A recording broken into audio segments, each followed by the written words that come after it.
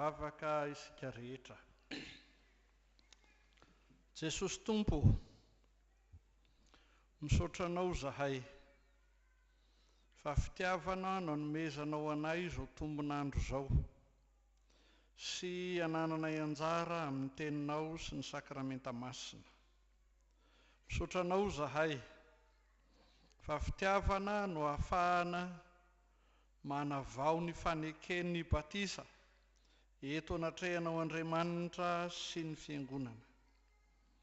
Misaotra anao zahay fa fantatrao mazava tsara fa na inona hataonay dia tsy hahatonga anay amin'ny famonjena na oviana ary dia ianao irery no nanao sy nahatanteraka izany. Ka misaotra anao zahay fa ny fahatanterahanao ny lalàna no hanananay anjara ao amin'ny fiainana mandrakizay. Misaotra anao zahay fa noho ny herin'ny fananao masina izay ampiasainao amin'ny alalan'ny teninao dia ianao mampitombo anay amin'ny finoana, amin'ny fahamasinana isanandro ary mitahiry anay amin'izany fiainam-pibebahana sy fahamasinana izany.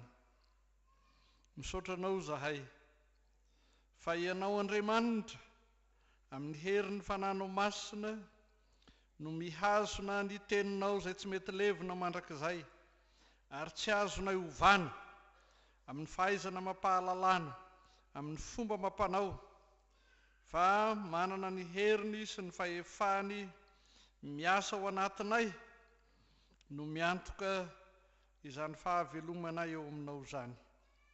Misaotra ry Jesosy Tomponay eo. Amen.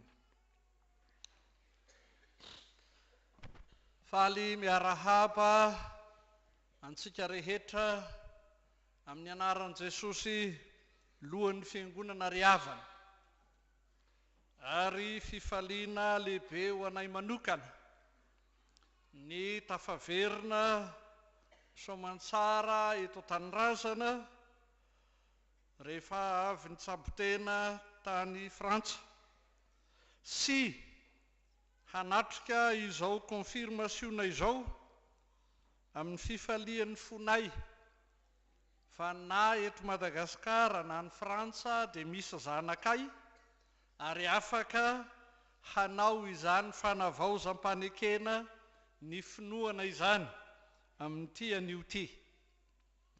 Ny tenin'Andriamanitra izay anjarantsika voasoratra ho amin'ny Alahady fahaenina manaraka ny Trinité dia hitantsika amin'ny filazantsara-masina araka ny Matio 5 ny andininy 17 ka hatramin'ny 7:20.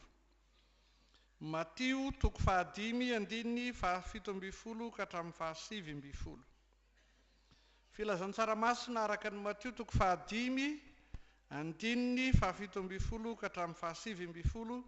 Iara-mitsangana isika maka izany ampanajana amin'ny anaran'i Jesosy Tompo.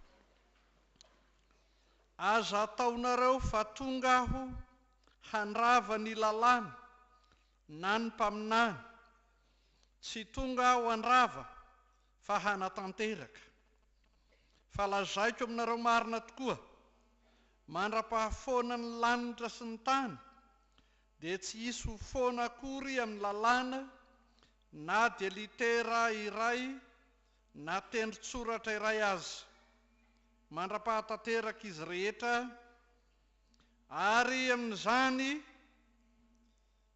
nazovy no mamaha ny anankiray amin'ireo didy madinika indrindra ireo ka mampianatra ny olona toy izany dia atao hoe kely indrindra amin'ny fanjakany lanitra izy.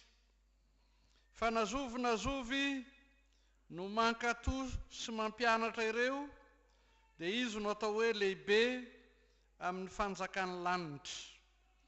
Ry Ray Masina manamasinana amin'ny fahamarinana ny teninao ny fahamarinana. Amen.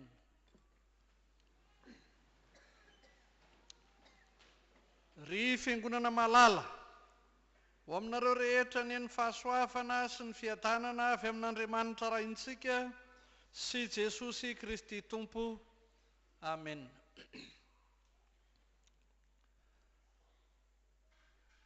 Amin'izao vanim-potoana misy antsika izao dia maro be ireo firehana, fijery, fieverana na fampianarana samihafa izay mifamaofao eo amin'ny fiainantsika isan'andro.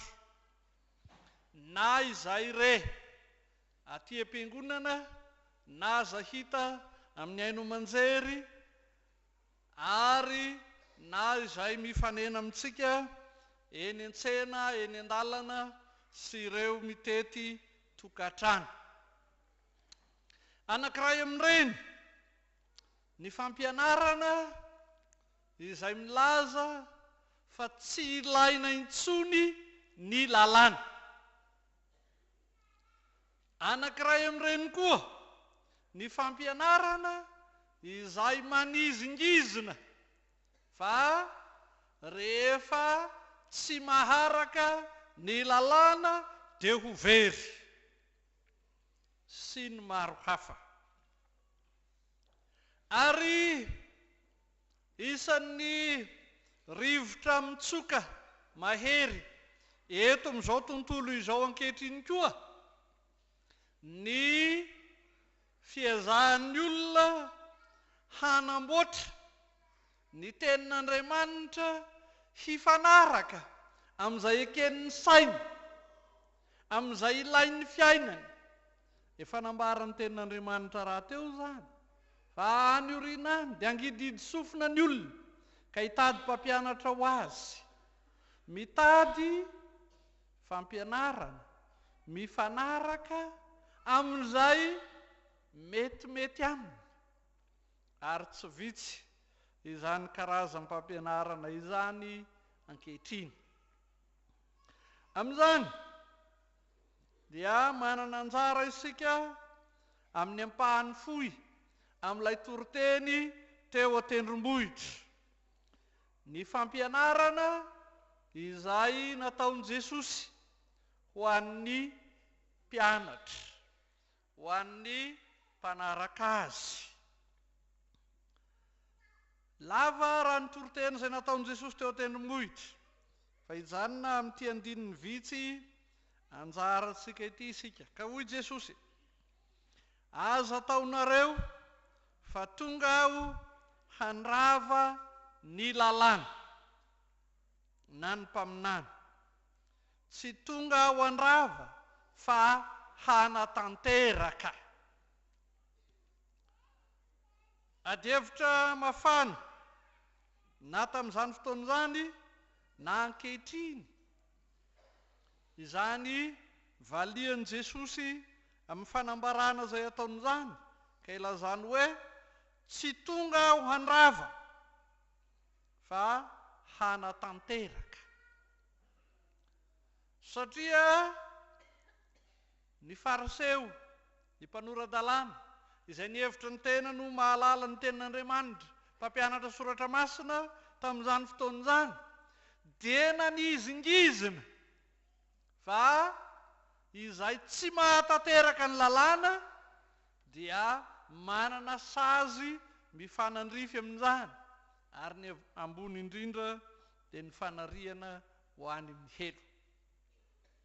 Tsy tamin'izany fotoana izany ihany, fa na ankehitriny izao aza ao isika dia misy izay mampianatra izany. Novakiana tamintsika teo ny Exodosy 20, misy ireo didy 10, fa tsy ny didy 10 ihany fa izay lazain'ny tenin'Andriamanitra manontolo, dia ambarany sady izay sitrapon'Andriamanitra hiainantsika. Fa amin'izany ny fampianarana izay nataon'i Jesosy amin'ity Matio 5 dia milaza mazava fa tsy misy amintsika na iray aza mahatanteraka izay lazain'ny tenin'Andriamanitra. Raha iverenantsika ny vaky teny izay novakiantsika teo amin'ny filazantsara ny 7:20, ny 7:20, anazavany hoe aza mijangajanga.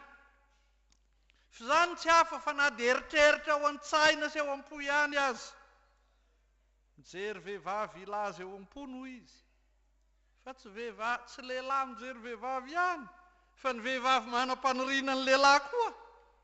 Raha mieritreritra ao an-tsaina ihany, indro efa nijangajanga izy, hoy ny ilazan'i Jesosy azy. Fa izao ny fanazavana omeny Jakoba: raha diso amin'ny anankiray ianao, dia diso amin'izy rehetra. Ary marina izany, fa tsy misy na iray aza afaka manatanteraka izay taken'ny lalàna aminy. Io indrindra no mahatonga ny fijery sasany ilaza fa satria tsisy mahatanteraka an'io dia aleo tsy misy io. Fa ny filaza raika io dia manao hoe Jesosy efa nanatanteraka an'io ka aza miferinainany amin'izany intsony. Fa izany rehetra izany dia diso avokoa. Fa izao indrindra no marina, ambarany tenin'Andriamanitra tsy ampisalasalana fa tsy misy na iray aza amintsika ka tsy mpanota, tsy nandika ny didin'Andriamanitra. Tsy misy na iray aza amintsika ka afaka manaja sy manoa feno izay lazain'ny tenin'Andriamanitra. Ary dia ariary ny tenin'Andriamanitra eto anatrehantsika anio, tahaka ny anatrehana ny fitaratra, ka tsy misy azo afenina, fa tena olomeloka eo anatrehan'Andriamanitra isika mianakavy. Fanontaniana lehibe no mipetraka amin'izany: ahoana no ahatongavana ny an-danitra? Ahoana no azahoana anjara amin'ny fanjakan'Andriamanitra? Ahoana no hatafiditra anao any amin'ny paradisa? Fa tsy hainao atao ny manatanteraka ny lalàna. Ary izany dia valian'i Jesosy mazava: tonga aho hanatanteraka. Tonga hanatanteraka ny lalàna Jesosy.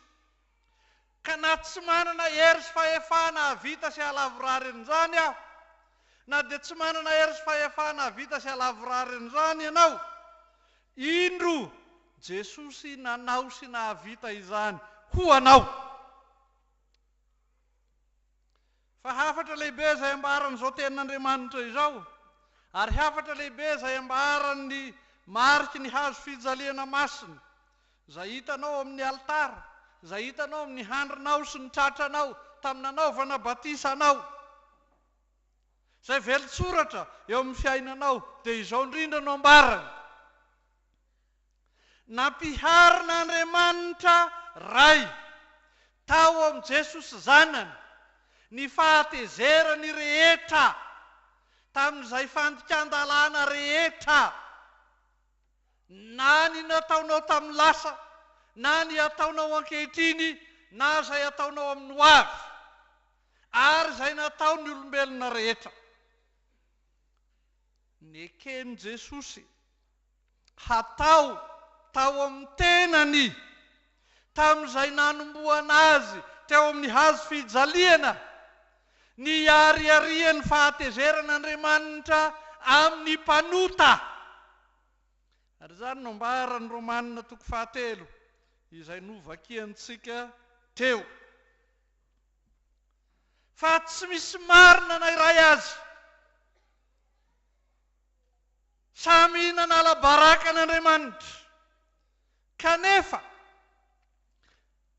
na tsy marina ianao, nekeny Jesosy nitondra ny fahatezeran'Andriamanitra tao amin'ny tenany tamin'ny nanomboana azy teo amin'ny hazo fijaliana mba ho tanteraka izay rehetra takian'Andriamanitra. Ary ny fahatanterahany izany no ahafahan'Andriamanitra milaza fa na dia tsy marina azy ianao dia hamarin'Andriamanitra amin'izao teniny izao. Tsy tonga ao an-drava fa hanatanteraka hoy Jesosy. Satria ny antom-pisiany, ny fahatongavany dia izay nanekeny hitondra ny otako sy ny otanao teo amin'ny hazo fijaliana. Nentiny feno sy tanteraka izany ka nalatsa ny marina tokoa ny rano. Midika ve zany fa voavela heloka ianao ka tsy misy mifehy anao intsony? Ary zany tokoa ny fampianarana anankiray izay mandehandeha hoe efa nahazo fanamarinana ianao ka tsy mila nininona intsony fa ataovy izay tianao atao. Sanatria izany hoy Paoly. Raha mamaly zany amin'ny epistily ho an'ny Romanina amin'ny 9 izy. Sanatria izany. Fa na dia notanterahan'i Jesosy ho anao ny lalàna, na dia nekeny ny hofaty hanamarinana anao mba ho marina ianao eo anatrehan'ny lalàna, dia ambaran'izao tenin'Andriamanitra izao koa fa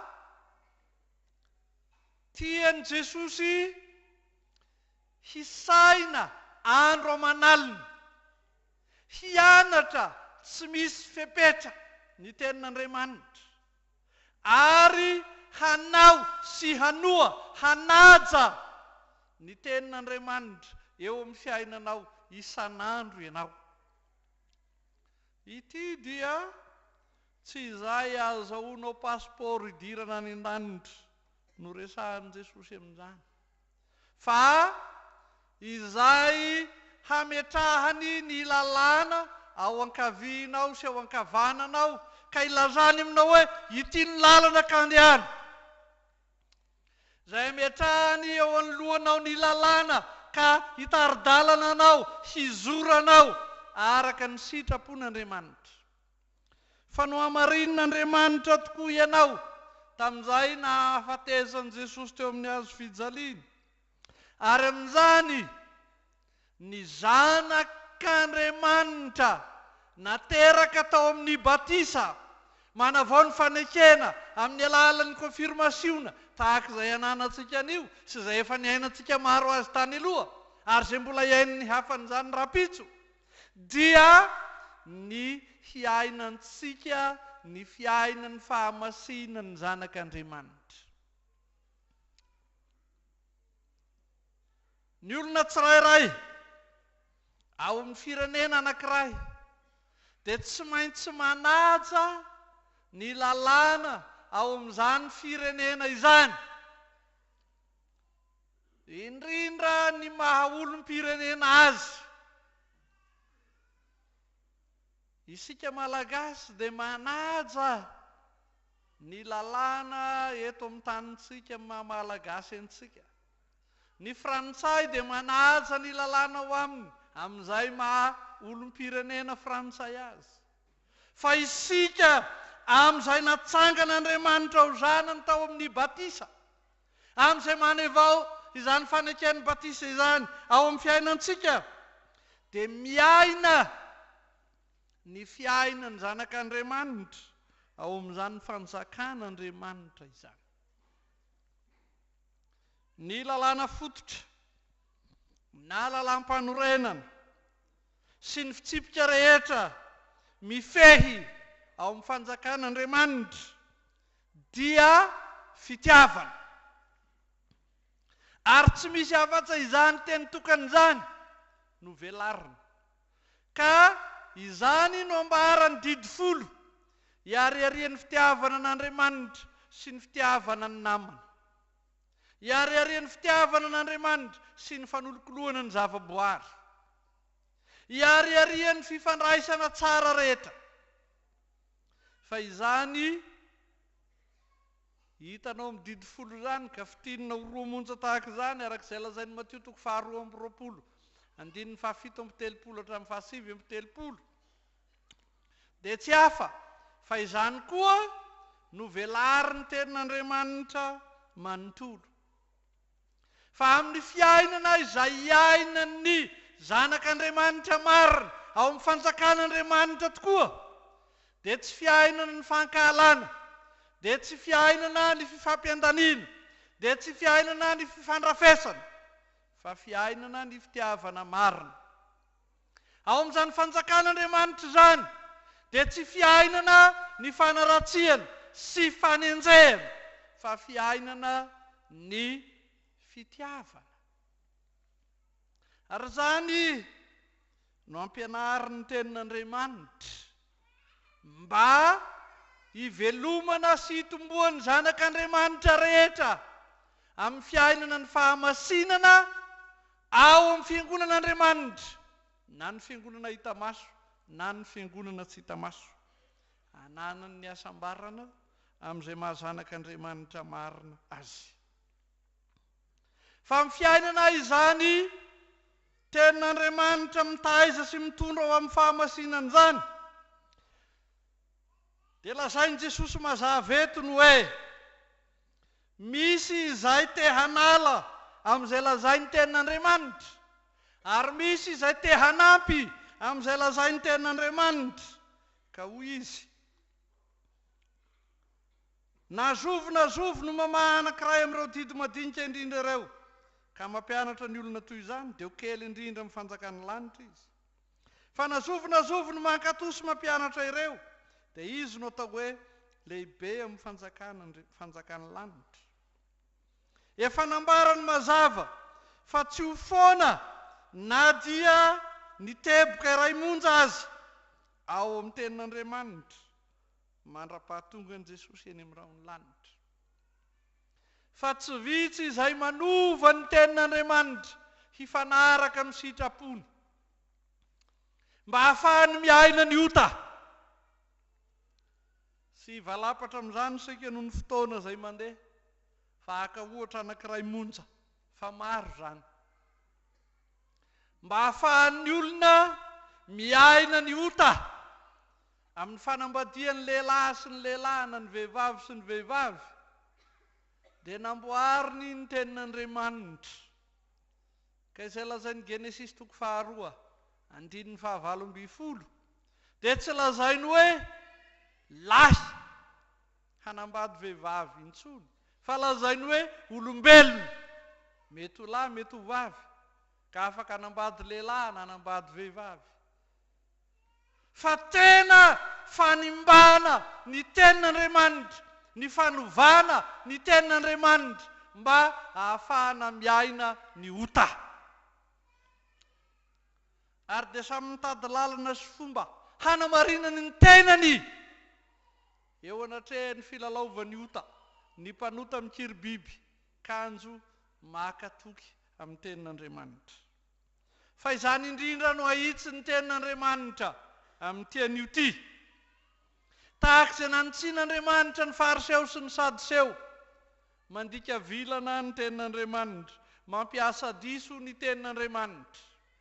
Ry kristianina malala, misaoran'i Jesosy fa navelany ny eloko ao, na dia mpanota iringiriny ianao, dia nambarany fa olo marina ianao, voavela eloko ianao.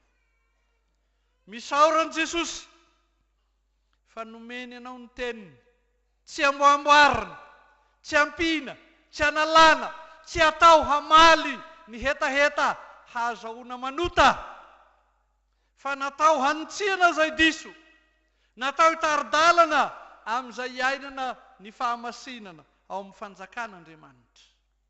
Misaoran'Andriamanitra fa nomeny anao zany na ho anao zay hanavao ny fanekena an'io eo anatrehan'Andriamanitra, na ho anao zay efa nanao zany fanekena izany tany aloha, ary na ho anao zay miomana anao zany fanekena izany koa rahampitso.